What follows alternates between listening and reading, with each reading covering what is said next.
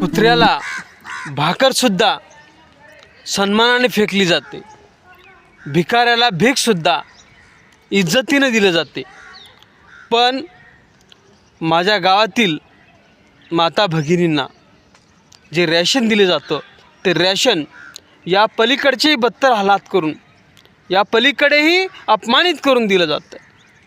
आज भिकाऱ्याला भीक देताना सुद्धा इज्जत दिली जाते, पण हे रॅशन दिले जाताना इज्जत दिली जात नाही. अगोदर काय रॅशन भेटलं यासाठी अंगठा करा, सही करा, रॅशन भेटलं म्हणून उद्या रॅशन भेटेल, आणि उद्या तो केव्हा येईल काय नाही येईल काही माहिती नसतं. तो रॅशन दुकानदार त्या ठिकाणी लाईनमध्ये माझ्या माता भगिनी अगदी अपमान सहन करत त्या ठिकाणी बसलेले असतात. आणि दुसऱ्या दिवशी तो आला, दिलं तेवढं रॅशन गपचीप घ्यायचं, जेवढ्यांना दिलं नाही गेलं पळून गेला, अशा पद्धतीनं रॅशन दिलं जातं. माझ्या आया बहिणी त्या ठिकाणी त्याला शिव्या घालत घरी निघून येतात. एवढी बेइज्जती करून माझ्या आया बहिणींना रॅशन दिलं जात होतं. ते मला सहन झालं नाही, म्हणून मी त्या ठिकाणी त्या रॅशन दुकानच्या समोर जाऊन बसलो. मोदीजी जेवढं रॅशन देतात तेवढं रॅशन पावतीसह माझ्या आया बहिणींना भेटलं पाहिजे ही मागणी केली.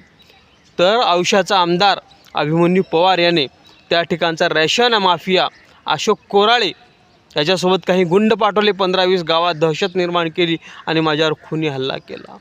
आणि पुन्हा जर तोंड उघडला तर तुझा खून करू अशी धमकी या अभिमन्यू पवारच्या गुंडांनी या रॅशन माफिया अशोक कोराळे यांनी दिला.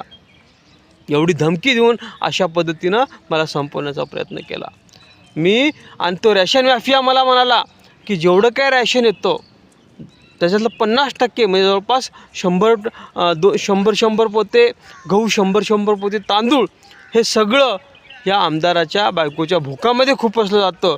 ते मला परत आणून दे, मी ते रॅशन गावातल्या लोकांना देईन. अशा पद्धतीनं हा रॅशन माफिया म्हणला.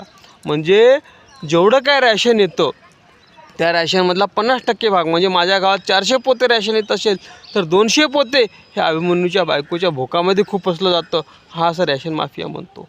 म्हणजे माझ्या गावातल्या पूर्ण मतदारसंघातील एवढे हजारो पोते या रॅशन गहू तांदूळ हे आमदार अभिमन्यू पवारच्या बायकोच्या भोकात खुपसलं जातं का? हे अभिमन्यू पवारच्या बायकोचं भोक आहे का ते भोगदाड आहे का बरमुडा टँगल आहे, हा प्रश्न या ठिकाणी पडतो.